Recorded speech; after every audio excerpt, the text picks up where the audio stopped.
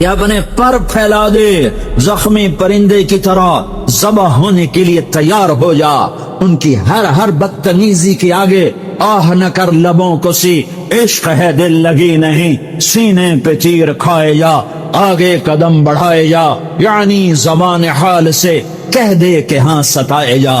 وہ یہ کرتا ہے، وہ یہ کرتی ہے، اسے یہ نہیں آتا، اسے یہ نہیں آتا، اسے وہ یوں سناتی ہے، وہ یوں سناتا ہے، وہ یوں کرتی ہے، وہ یوں کرتا ہے۔ یہ آج کے اخلاق ہیں۔ کوئی آنکھ ایسی نہیں ہے جو خوبیاں ڈھونڈے، جس آنکھ کو دیکھ لو اس میں دوربینیں فٹ ہیں عیب پکڑنے کے لیے۔ کاش کوئی آنکھ ہوتی جو خوبیاں دیکھتی، کوئی زبان ہوتی جو خوبیاں بولتی۔ ہائے ہائے، اللہ درجے بلند کرے سعید احمد خان رحمت اللہ علیہ۔ مولانا سعید احمد خان، ایک شخص میری زندگی میں آیا، یہ سارا مضمون میں اس کی صحبت سے سمجھا ہوں، کتابوں سے نہیں سمجھا۔ مجھے کتابیں زبانی یاد تھیں، میں کتابوں کا حافظ تھا، لیکن اللہ کی قسم میں مضمون کتابوں سے نہیں سمجھا۔ یہ میں اس بندے کی صحبت سے سمجھا کہ اخلاق سیکھنے پڑتے ہیں۔ اخلاق سیکھنے کی چیز ہے، یہ پڑھنے سے نہیں آتے، یہ پڑھانے سے نہیں آتے۔ ممکن ہے بخاری پڑھانے والا بد اخلاقی کی انتہا پر ہو، بخاری پڑھنے والا بد اخلاقی کی انتہا پر ہو، کہ یہ چیز پڑھنے سے نہیں آتی، سیکھنے سے آتی ہے۔ پڑھا، کتابیں زبانی یاد کی، چٹائیوں کے ساتھ سل کے بیٹھ کے پڑھا، نہیں سمجھ میں آئے، ایک ہستی کو دیکھا، ایک اخلاق والے کو دیکھا، اس کے ساتھ چند صبحیں گزری، چند شامیں گزری جو میری زندگی کا سب سے قیمتی اثاثہ ہیں، تو پھر مجھے پتا چلا کہ اخلاق کسے کہتے ہیں، اور اخلاق بھی سیکھنے کی چیز ہے، اور اخلاق ہی انسانیت کا نام ہے۔ بد اخلاقی ہے تو انسانیت نام کی شے کوئی نہیں۔ میرے رب کو زیادہ تسبیحات کی ضرورت نہیں ہے، یوں ممبر پہ بیٹھ کے لمبی تقریروں کی میرے رب کو زیادہ ضرورت نہیں ہے۔ بچھ جاؤ، پٹ جاؤ، مٹ جاؤ، لٹ جاؤ، اور اللہ کے دربار میں اونچا مقام پالو۔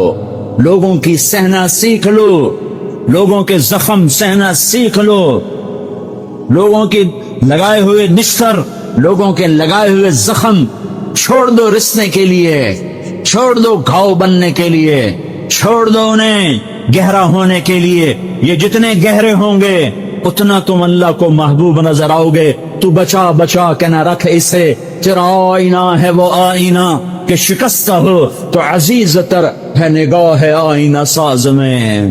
اسے ٹوٹنے دو، اسے ٹوٹنے دو، توڑنے والوں کو کہہ دو آ جاؤ، ادھر آ ستمگر، ہنر آزمائیں تو تیر آزما، ہم جگر آزمائیں۔ لوگوں کو بولنے دو، عورتوں کو بولنے دو، تم سنتی جاؤ اور سہتی جاؤ اور پیتی جاؤ اور اف نہ کرو اور آہ نہ کرو۔ تم وقت کی رابعہ بصری ہوگی، تم وقت کے جنید بغدادی ہوگے۔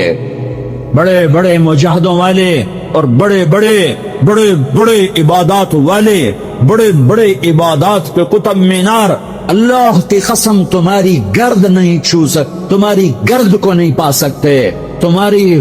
تمہیں پہنچنا تو کہاں ہے، تمہاری گرد کو بھی نہیں پہنچ سکتے ہیں۔ اگر تم اپنے اخلاق قابو کر لو، اپنی زبان پہ قابو کر لو، لوگوں کی دل آزاری پہ چپ رہنا سیکھ لو، لوگوں کی تکلیف پر چپ رہنا سیکھ لو، اور لوگوں کی بدتمیزی پر چپ رہنا سیکھ لو، اور برے سے اچھا بننا سیکھ لو، برے کے سامنے مسکرانا سیکھ لو، تانے سن کر بھی مسکرانا سیکھ لو، تو تمہیں زیادہ نفلوں کی ضرورت نہیں پڑے گی، تمہیں لمبی لمبی تہجد کی ضرورت نہیں پڑے گی۔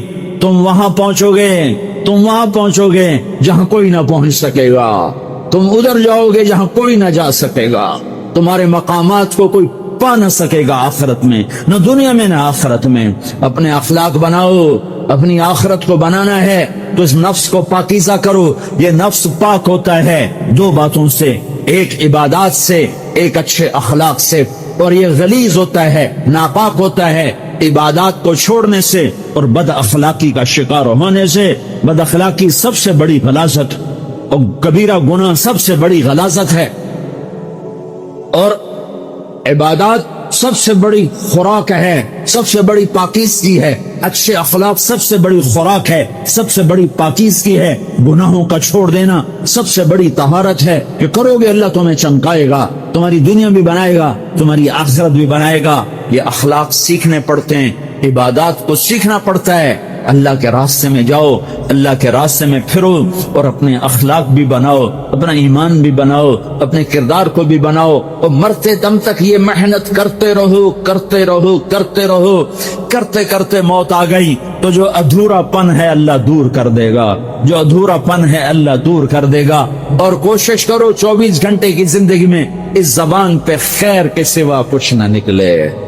تم بے شک فرض نماز پڑھو، تسبیحات مسنون نہ پڑھو، تو لمبے ذکر نہ کرو، لمبے قرآن نہ پڑھو، لمبے نفل نہ پڑھو، میری ایک مان لو، یہ زبان پہ قابو پالو، اس زبان کو بند کرنا سیکھ لو، اسے ہونٹوں تلے، اسے دانتوں تلے دبانا سیکھ لو، یہ ہونٹوں کے در بند کرنا سیکھ لو۔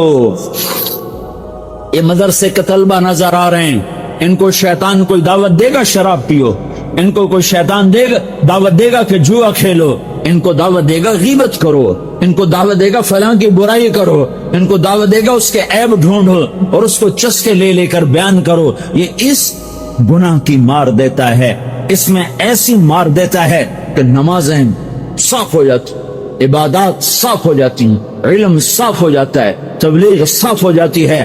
ہمارے استاد مولانا زار شاہ صاحب رحمت اللہ علیہ ہمیں فرمایا کرتے تھے، جب وہ کبھی غیبت کی نفرت بٹھاتے تو فرمایا کرتے تھے تم سب سے زیادہ کمائی کرنے والا طبقہ ہو طلبۃ العلم، لیکن ایک بول بول کر ساری کمائی پہ پانی پھیر دیتے ہو۔ تو میرے بھائیوں چاہے دین والے ہو چاہے دنیا والے ہو، مدرسے والے ہو کالج والے ہو، ایک عبادت کو بناؤ، ایک اپنے اخلاق کو بناؤ تو اللہ تمہارے ساتھ ہے، دنیا بھی تمہاری ہے، آخرت بھی تمہاری ہے۔ اگر اللہ کو ساتھ نہ لیا اور اس نفس کو پاکیزہ نہ کیا تو یہ جہان بھی برباد ہے، اگلا بھی برباد ہے۔ اس سے پاک کرنے کی نیت آج سے نیت کرو کہ اسے انشاءاللہ پاک کرنے کی کوشش کریں گے۔ تو نیت کرتے ہو سارے کہ اسے پاک رکھنا ہے۔ کبھی کوئی دھبا لگ جائے لگتا رہے گا انسان جو ہے تو فوراً دھونے کی، جیسے کرتے پہ دھبا لگ جائے تو فوراً دھونے کی کوشش کرتے ہیں، اسے دھونے کی کوشش کرو۔ آنسوؤں کا پانی بس بڑے سے بڑے داغ کو دھونے کے لیے آنسوؤں کا پانی چاہیے، اور زیادہ پانی بھی نہیں چاہیے۔ ایک مکھی کے سر کے برابر تمہاری آنکھوں کے کٹوروں میں آنسو تیر گیا جو صرف تمہارے اندر کو تر کر گیا، باہر نہ نکل سکا۔ تمہاری آنکھ اتنی بخیل ثابت ہوئی کہ تمہیں آنسو کا ایک قطرہ نہ دے سکی، لیکن اتنا دے دیا کہ تمہارے کنارے بھیگ گئے۔ تو تمہارے بڑے بڑے داغ اللہ دھو کے صاف کپڑا تمہیں ہاتھ میں پکڑا دے۔ تو جب ہو جائے توبہ کرو، جب ہو جائے آنسوں سے صاف کرو۔ آنسو نہیں نکلتا تو آہوں سے صاف کرو، تمہاری آہیں بھی اس سے صاف کر دیتی ہیں، تمہارے آنسو بھی اس سے صاف کرتے ہی کرتے ہیں، تمہاری آہیں بھی اس سے صاف کر دیں گی۔ تم کہتے ہو جی دل بڑا سخت ہے، آنسو نکلتا ہی نہیں، تو تم کچھ آہ ہی بھر دو اللہ کے آگے، تو وہ بھی تمہیں کہاں سے کہاں پہنچا دے گی۔ سب سے اعلیٰ درجے کا اسلام کیا ہے؟ من سلم المسلمون من لسانہ و یدہ۔ زندگی میں یہ طے کر لو، کوئی کتنا ہی تمہیں دکھ پہنچائے، کوئی کتنا ہی تمہاری بےزتی کرے، چپ ہو جاؤ، سہ جاؤ۔ مرنے والے کی کیا عزت کیا ذلت، میں نے تو مر کے دیکھا ہے، اور مجھے یہ حدیث سمجھ میں آئی ہے بڑی اچھی طرح، موتو قبل ان تموتو، کہ مرنے سے پہلے مر جاؤ۔ اس وقت اگر میں مر جاتا تو مجھے کوئی گالیاں دیتا تو مجھے کیا نقصان تھا، اور مجھے کوئی نعرے لگاتا میرے لیے تو میرا کیا نفع تھا۔ تو مرنے سے پہلے مر جاؤ۔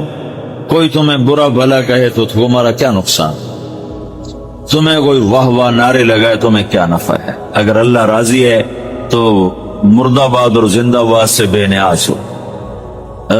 ابو ذر رضی اللہ تعالیٰ عنہ کو ایک آدمی نے گالیاں دی تو انہوں نے فرمایا بیٹا ایک گھاٹی آگے آ رہی ہے، اس میں گر گیا تو جو کچھ کہہ رہے ہو اس سے بھی زیادہ کا حقدار ہوں، اور اگر پار ہو گیا تو تیری گالیوں سے مجھے کوئی فرق نہیں پڑتا ہے۔ من سلم المسلمون من لسانه ويده موتوا قبل ان تموتوا. چونکہ آج کل اخلاق ہیں انتقامی، معاف کرنے والے اخلاق ہیں نہیں، انتقامی اخلاق ہیں. ہمارا معاشرہ انتقامی ہے. اچھا کرو گے تو ہم اچھا کریں گے، برا کرو گے تو ہم برا کریں گے، جیسا کہو گے ویسا ہم سے سنو گے. یہ ہمارا ماحول ہے، یہ ہمارا. ایک ماں کہہ رہی تھی دوسری ماں کو، میرے پترا کدی کسی نے وقت سے سلام نہیں کیتا. بڑے فخر سے کہہ رہی ہمارے اپنے گاؤں کی بات، میرے پترا کدی نہیں کسی نے وقت سے سلام کیتا. مائی جڑا کرے انہوں کریں دیں، جڑا نہ کرے انہوں پوچھ دے ہی کوئی نہیں. یہ وہ فخر سے کہہ رہی. جو سب سے بڑا عیب ہے وہ سب سے بڑا فخر بناؤ. میرے پترا کدی نہیں کسی نے وقت سے سلام کیتا. جب ماں باپ نے یہ سبق دیا تو اولاد کا کیا قصور ہے؟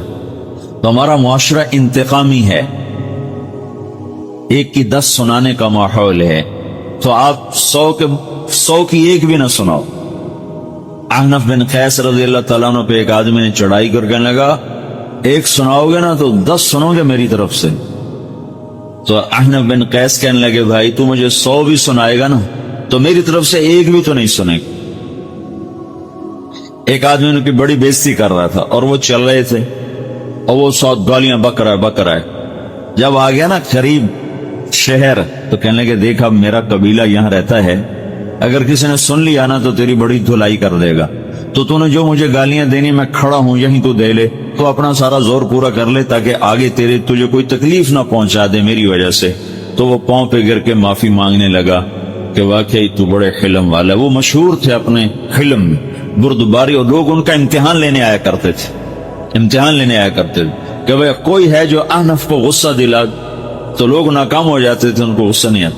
ایسے ایک عرب سردار گزرا معن بن زائدہ، وہ بھی اپنے حلم میں بڑے مشہور تھے. ایک دفعہ لوگوں میں شرط لگ گئی کہ کوئی ہے معن بن زائدہ کو غصہ دلائے تو ہم اس کو انعام دیں گے. تو ایک شاعر نے کہا، میں غصہ دلاتا ہوں، تم دیکھنا ایسے سیخ پا ہو جائے گا جیسے جانور. تو وہ چلا گیا اس کی مجلس میں، دربار لگا، عرب سردار کا بہت بڑا دربار لگا. وہ تو کہتا، السلام علیکم. وعلیکم السلام. تو معن بن زائدہ پر ایک دور بڑے فخر کا گزرا تھا، پھر اللہ نے اس کو بہت بڑی سرداری، بنو عباس کا بہت بڑا یہ وزیر گورنر تھا. تو کہتا، اتذکر اذ لحافک جلد شاکت فاذ نعلاک من جلد البعیر. کیوں بھائی تو یہ یاد ہے جب تیرا بستر بکری کی کھال تھا اور تیرے جوتے اونٹ کی کھال کے تھے؟ تو کہنے لگا، کیوں نہیں یاد، بھلا کوئی ماضی بھی بھولتا ہے.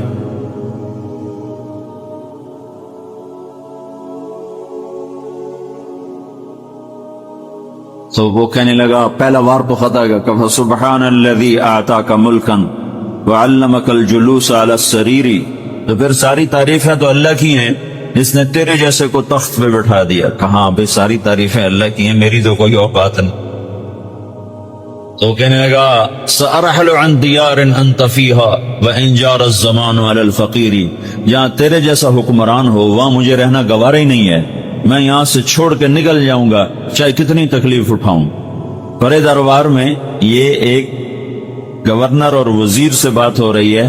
تو وہ کہتا ہے، اچھا بھائی اگر تو ہمارے پاس رہے گا تو ہم تیرا اکرام کریں گے، اور اگر تو جانا چاہتا ہے تو پھر رافقت کا السلام. تو یہ وار بھی خالی گیا. تو پھر کہنے لگا، فجد لی یبن ناقصتا بمال.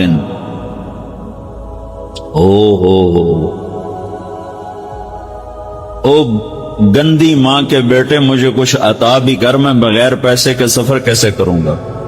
عرب کو کسی کو بھی ماں کی گالی دے دینا، پھر عرب سردار ہو. فجد لی یبن ناقصتا بمال. بری ماں کے بیٹے مجھے کچھ پیسے بھی دے، میں نے جانا ہے. میں کہا بھئی اس کو 3000 دے دیا جائے. اللہ. تو کہنے لگا، قلیل ما اعطیتنی وانی لاتمع منک فی الکثیر. یہ تو بہت تھوڑا تو نے دیا ہے، مجھے اور دے. کہا اچھا بھئی 3000 اور دے دو. تو وہ شاعر کی بھی آنکھیں پھٹ گئیں. کہنے لگا، ٹھہر جا اب میں تیری اصل تجھے بتاتا.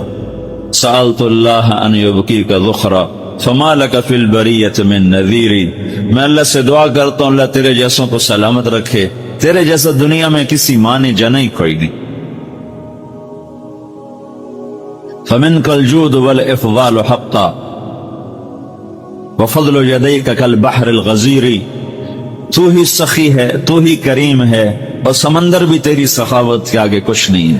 تو نے کہا اچھا بھائی، تو نے ہماری برائی کی، ہم نے تمہیں 6,000 دیے، اب تو نے ہماری تعریف کی، اب 10,000 اور دے دو اس کو۔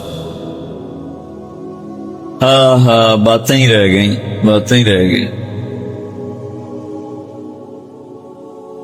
کہاں سے لائیں ایسے لوگ؟ ہمارا معاشرہ انتقامی ہے، بدلہ لینے کا ہے، بدلہ لینے کا۔ تو میرے ساتھ کیا، میں نے بھی کرنا ہے۔ تو اعلیٰ درجے کا اسلام یہ سکھا رہا نہیں، چپ ہو جاؤ، سلام مت بن جاؤ، سلامتی بن جاؤ، سلامتی کی علامت بن جاؤ۔ من سلم المسلمون من لسانه ویده۔ اب وہ سوال کرتا ہے یا رسول اللہ ای الایمان افضل، سب سے اعلیٰ درجے کا ایمان کیا ہے؟ اسلام کیا ہے؟ کلمہ، نماز، روزہ، حج، زکات۔ اعلیٰ درجے کا اسلام کیا ہے؟ من سلم المسلمون من لسانه ویده۔ یہ اخلاق کا ادنا درجہ ہے، ادنا درجہ ہے۔ ادنا درجے پر پہنچ کر آپ اسلام میں اعلیٰ درجے پر آ سکتے ہیں۔ وہ سوال کرتا ہے ایمان کیا ہے؟ تو آپ نے کہا اللہ پر، فرشتوں پر، کتابوں پر، رسولوں پر، موت کے بعد کی زندگی پر، تقدیر پر۔ اب ایک اور سائل سوال کرتا ہے ای الایمان افضل، سب سے اعلیٰ درجے کا ایمان کیا ہے؟ تو آپ نے فرمایا حسن الاخلاق، اچھے اخلاق سب سے اعلیٰ درجے کا ایمان ہے۔ جو آدمی اسلام میں، جو آدمی اخلاق میں، جو مرد عورت اخلاق میں ادنا درجے پر ہوتا ہے، وہ اسلام میں اعلیٰ درجے پر پہنچتا ہے۔ اب اگر وہ اخلاق میں اعلیٰ درجے پر آ جائے تو اب یہ کہاں پہنچے گا؟ اب یہ کہاں پہنچے گا؟ میرا نبی کہہ رہا ہے سب سے اعلیٰ درجے کا ایمان ہے حسن اخلاق، حسن اخلاق۔ ابو ہریرہ نے پوچھا یا رسول اللہ وما حسن الاخلاق، یہ بھی ایک اور حدیث ہے، یا رسول اللہ حسن اخلاق کیا چیز ہے؟ تو آپ نے 3 چیزیں فرمائیں، تصل من قطعک وتعطی من حرمک وتعفو عن من ظلمک، جو تم سے توڑے نہ تم اس سے جوڑو۔ نہیں کرتا سلام نہ کریں، کوئی ہم چھوٹے باپ کے ہیں، ہم تو کبھی بھی نہ کریں، ہم تو کبھی بھی نہ منہ پھوکیں بھی نہیں ہم تو میرا نبی کہہ رہا ہے جو توڑے تم اس سے جوڑو، جو محروم کرے اس سے عطا کرو، جو زیادتی کرے اس سے درگزر کرو۔ یہ 3 کام جو عورت مرد کر لے گا یہ اخلاق کے اعلیٰ درجے میں ہے۔ جب یہ اخلاق کے اعلیٰ درجے پر پہنچتا ہے تو پھر میرا نبی کیا بشارت دیتا ہے؟ ادنا درجے پر پہنچ کر تو اعلیٰ مسلمان کی بشارت ہے، اور اخلاق میں اعلیٰ درجے پر پہنچ کر میرا نبی کہتا ہے کاد الحلیم ان یکون نبیا، اعلیٰ اخلاق والا بس نبی بنتے بنتے رہ جاتا ہے۔ کیا ہوگے بڑے لوگوں سے سلام دعا کرو گے، پر یہ دل یہ جو اندر ہے 100 بار چمن مہکا، 100 بار بہار آئی، دنیا کی وہی رونق، دل کی وہی تنہائی، یہاں تنہائیوں کے سوا کچھ نہ پاؤ گے، کچھ نہ پاؤ گے، نہیں کوئی پا سکتا۔ تو میرے بھائی وہ ساری دنیا مسائل کی بھٹی میں جل رہی ہے، اس کا سبب کیا ہے؟ اس کا سبب کیا ہے؟ تو جب ہم نے قرآن کھولا تو میرے اللہ کا فرمان نظر آیا، میرے اللہ کا فرمان نظر آیا کہ یہ سب کچھ کیوں ہوا؟ ظہر الفساد فی البر والبحر بما کسبت ایدی الناس، یہ جو تم فساد دیکھ رہے ہو پاکستان میں اور ہندوستان میں اور ایران میں اور توران اور ساری دنیا کے ممالک میں، کیا مسلم کیا غیر مسلم، یہ کیوں ہے؟ کہ یہ تمہاری نافرمانی کا نتیجہ ہے، یہ تمہاری نافرمانی کا نتیجہ ہے، یہ تمہارے گناہوں کی واپسی ہے، یہ تمہارے گناہوں کی واپسی ہے۔ یہ دھرتی میرے اللہ کی ہے، یہ اس پر اللہ کا قبضہ ہے۔ وَإِلَى الْأَرْضِ كَيْفَ سُطِحَتْ، دیکھو تیرے رب نے زمین کیسے بچھائی، کیوں بچھائی؟ سجدوں کے لیے، کیوں بچھائی؟ گھر بناؤ، کیوں بچھائی؟ شہر آباد کرو، کیوں بچھائی؟ پانی نکالو، کیوں بچھائی؟ مسجد بناؤ، سجدوں سے آباد کرو، کیوں بچھائی؟ اپنی ضرورتیں پوری کرو، کیوں بچھائی؟ اس لیے نہیں کہ یہاں رقص گاہیں تعمیر ہوں، اس لیے نہیں کہ یہاں گھنگرو چھنکے، اس لیے نہیں کہ یہاں جام چھلکے، اس لیے نہیں کہ یہاں آوارہ بدن تھرکتے نظر آئیں، اس لیے نہیں کہ یہاں خون بہے، اس لیے نہیں کہ یہاں محفل موسیقی قائم ہو، اس لیے نہیں کہ یہاں بازاروں کے بازار سود پہ چلے جائیں، جوئے پہ چلے جائیں، سٹے پہ چلے جائیں، جھوٹ پہ چلے جائیں، خیانت پر چلے جائیں۔ یہ دھرتی اس لیے نہیں تھی کہ یہاں زنا ہو، یہاں شراب ہو، یہاں جوا ہو، یہاں جھوٹ ہو، یہاں قتل و غارت ہو، یہاں ناچ گانے کی محفلیں ہوں۔ جب یہ ہوا تو میرے اللہ نے زمین کو کہا میری برکتیں واپس کر، تو زمین اپنی برکتیں واپس لے گئی۔ جہاں غلہ بہت ہے وہاں بھی لوگ ایسا روتے ہیں کہ تم وہ آنسو دیکھ نہیں سکتے۔ میرے بھائیو، مسائل اس لیے نہیں پیدا ہوتے کہ وسائل کم ہو گئے۔ جہاں وسائل بھرپور ہیں ایک سفر کر کے آؤ، ان کے ویران چہرے دیکھو، ان کے اداس چہرے دیکھو، ان کی تھکی ہوئی زندگیاں دیکھو، تمہیں اندازہ ہوگا کہ مسئلہ پیسے کی کمی کا نہیں ہے، مسئلہ اور ہے جو میرا اللہ کہہ رہا ہے ظہر الفساد فی البر والبحر۔ آسمان، زمین اور پانی اور زمین، خشکی اور تری، سمندر، دریا، یہ سب بے برکت کیوں ہوئے جا رہے ہیں؟ یہ تمہارے ہاتھوں کی کمائی ہے، تمہاری نافرمانی کا نتیجہ ہے، اس وجہ سے ہے۔ کیا ہوا؟ ضرب اللہ مثلا قریة كانت آمنة مطمئنة يأتيها رزقها رغدا من كل مكان۔ میرے اللہ نے کہا تمہیں ایک ملک کا حال سنو، یا یوں کہو میرے اللہ نے کہا تمہیں پاکستان کا حال سنو۔ کسی ملک کا نام لے لو، میں یہاں بیٹھا بات کر رہا ہوں، اسی کا نام لے رہا ہوں۔ میرے اللہ نے کہا ضرب اللہ مثلا قریة، اے لوگو میں تمہیں ایک بستی پاکستان کا حال سنوں، کانت آمینہ مطمئنہ، جب یہ بنا تھا تو بڑا امن تھا، بڑا رزق تھا، یاتیہا رزقہا رغدا من کل مکان، چاروں طرف سے رزق کھچ کے آتا تھا۔ بلدۃ طیبۃ ورب غفور، شہر بڑا اچھا پاکیزہ تھا، لوگ نیک تھے اور رب غفور الرحیم اور مہربان تھا۔ پھر کیا ہوا؟ جب وسائل بڑھے اور دولت آنا شروع ہوئی تو میرے سامنے سر جھکانے کی بجائے کہ میں نے انہیں ایک خطہ دیا، جاؤ راج کرو، جاؤ حکمرانی کرو اور یہاں میرے نام کو زندہ کرو، تو انہوں نے کیا کیا؟ فَكَفَرَتْ بِأَنْعُمِ اللَّهِ، انہوں نے مجھے ہی للکارنا شروع کر دیا اور میرے ہی خلاف ہو گئے اور مجھے ہی آنکھیں دکھانے لگے۔ انہوں نے کیا کیا؟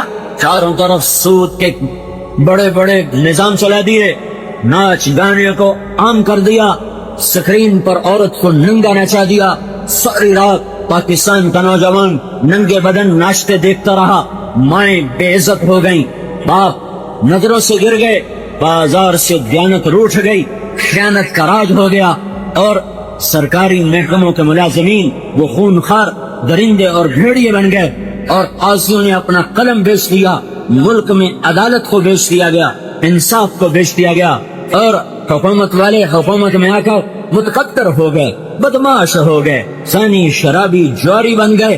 تو پھر میں نے کیا کیا؟ فَأَذَاقَهَا اللَّهُ لِبَاسَ الْجُوعِ وَالْخَوْفِ بِمَا كَانُوا يَصْنَعُونَ، تو میں نے انہیں بھوک کا لباس پہنا دیا، میں نے انہیں خوف کا لباس پہنا دیا۔ کس وجہ سے؟ ان کی نافرمانی کی وجہ سے۔ کس وجہ سے؟ ان کی نافرمانی کی وجہ سے۔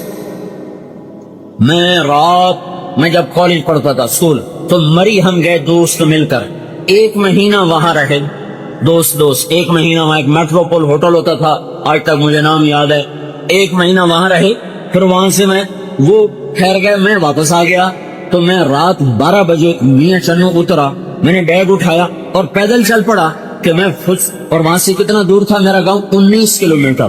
میں نے کہا رات میں فجر میں اپنے گاؤں پہنچ جاؤں گا، نہ چور کا ڈر، نہ کسی ڈاکو کا ڈر، نہ کسی کے مار دینے کا ڈر، اور 16-17 سال میری عمر، بیگ میں نے اٹھایا اور چل پڑا۔ شہر سے باہر نکلا تو پیچھے سے ایک چوکیدار بھاگا گھر بیٹھا، کوئی وہ لگتا تھا اور دوسرے کی، یہ کدھر جا رہا ہے؟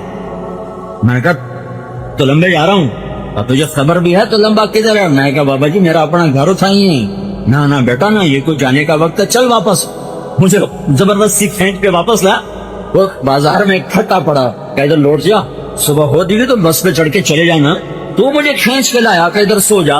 مجھے کوئی خوف نہیں ہے کہ یہ 19 کلومیٹر میں کوئی چور پڑے گا, کوئی ڈاکو پڑے گا, کوئی جان کا دشمن پڑ جائے گا. یہ ایک منظر اپنی آنکھوں سے دیکھا ہے.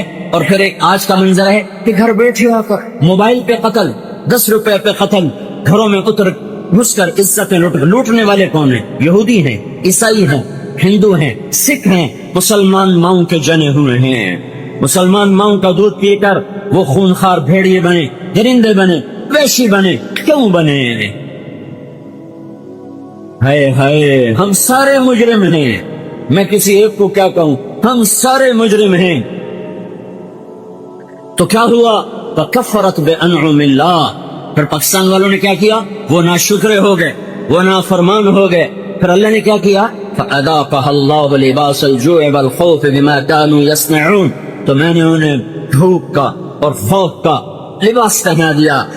مجھے یاد ہے, مجھے ایک جغرافیے کا ماہر ملا سعودی عرب میں حج کے موقع پر. وہ مجھ سے کہنے لگا, میں اپنے علم پر کہہ رہا ہوں کہ پوری دنیا میں پاکستان جیسا زرعی رقبہ کسی ملک کے پاس کوئی نہیں ہے. دیکھو 10-15 سال پرانی بات آپ کو بتا رہا ہوں. کہنے لگا, میں آپ کو اپنے علم پر کہتا ہوں, میں جغرافیہ کا MSc ہوں. پوری دنیا میں پاکستان جیسا زرعی رقبہ کسی ملک کے پاس کوئی نہیں ہے. پھر وہاں گندم بند ہو جائے اور وہاں لائن میں آٹا مل رہا ہو. یہ کیا ہوا؟ یہ کیا ہوا؟ صرف حکمرانوں کا ظلم نہیں, ریڑھی والے کا بھی ظلم ہے. صرف وزیر اعظم کا ظلم نہیں, یہ وہ پنچر لگانے والے کا بھی ظلم ہے. یہ ایک چھوٹے مزدور سے لے کر بادشاہ تک ہم سب مجرم ہیں. اس لیے میں حکمرانوں کو برا نہیں کہتا کہ میں اور آپ ٹھیک ہوتے, پھر میں کہتا حکمران بڑے برے ہیں. لیکن میں کیا کروں, میں تو خود برا ہوں, میرا سارا ماحول برا ہے. انہی میں سے حکمران بنیں گے, کوئی عرشوں سے اتریں گے, اسی ماحول سے نکل کر ایک وزیر اعظم بن گیا, ایک صدر بن گیا. یا معاشرہ شراب پی رہا ہو تو بادشاہ نے شراب پی, جب معاشرہ ظلم پر ہو تو بادشاہوں نے ظلم کیا, جب معاشرہ زنا کر رہا ہو تو حکمرانوں نے زنا کیا, جب معاشرے میں شراب کی بھٹیاں چل رہی ہوں تو حکمرانوں نے بھی شراب کو پیا, جب ظالم بھی ظالم اور مظلوم بھی ظالم ہو تو حکمرانوں نے بھی ظلم کیا. ہم سارے مشترکہ مجرم ہیں, کسی ایک طبقے کا جرم نہیں ہے. ساری حکومت کی مشینری مل کر 15 لاکھ سے زیادہ نہیں, 20 لاکھ سے زیادہ نہیں, 20 لاکھ چواری, بدماش, ڈاکو, زانی ہوں اور باقی سارے پر 14 کروڑ اور 80 لاکھ نیک ہوں تو میرے اللہ کی قسم, میرا اللہ حالات کو کبھی نہیں بگاڑے گا.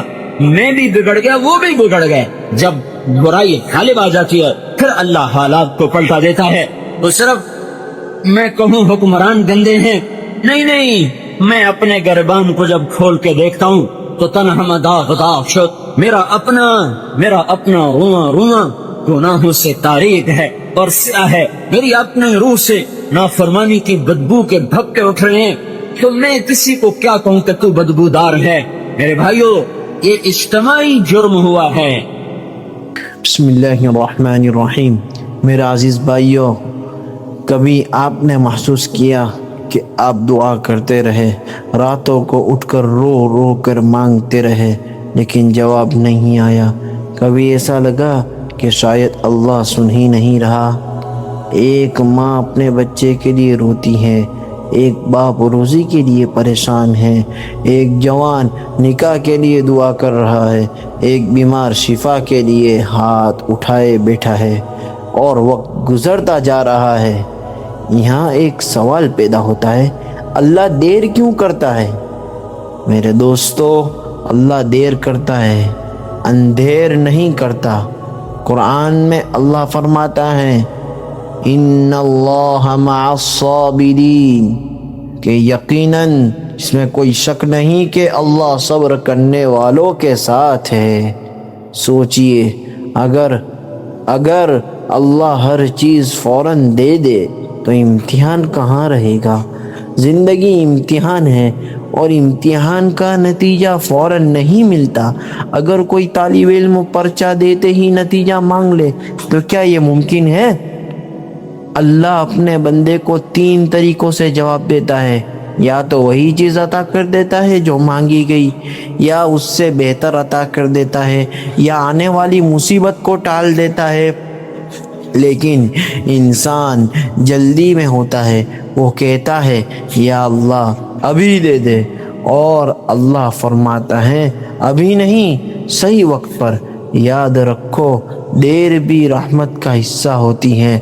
حضرت یوسف علیہ السلام کو دیکھ لو، کنویں میں ڈالے گئے، غلام بنا کر بیچ دیے گئے، جیل میں ڈال دیے گئے۔ اگر وہ اس وقت یہ سوچ لیتے کہ اللہ نے چھوڑ دیا تو کیا ہوتا، لیکن اللہ نے دیر کی اور پھر مصر کا خزانہ ان کے حوالے کر دیا۔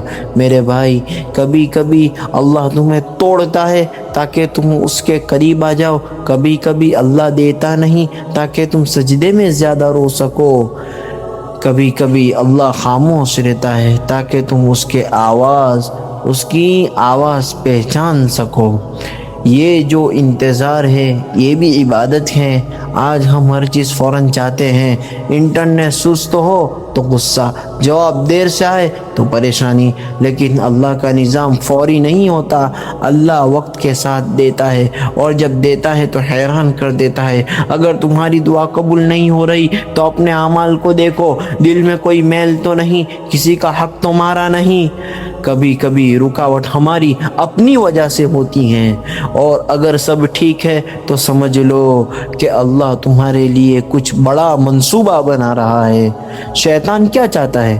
کہ بندہ مایوس ہو جائے، وہ یہی چاہتا ہے۔ مایوسی انسان کو ایمان سے دور کر دیتی ہیں، اس لیے کبھی یہ مت سوچنا کہ اللہ نے چھوڑ دیا۔ اللہ 70 ماؤں سے زیادہ محبت کرنے والا ہے۔ جب تم رو کر دعا کرتے ہو تو اللہ فرشتوں سے فرماتا ہے مجھے اپنے بندے کی آواز پسند ہے۔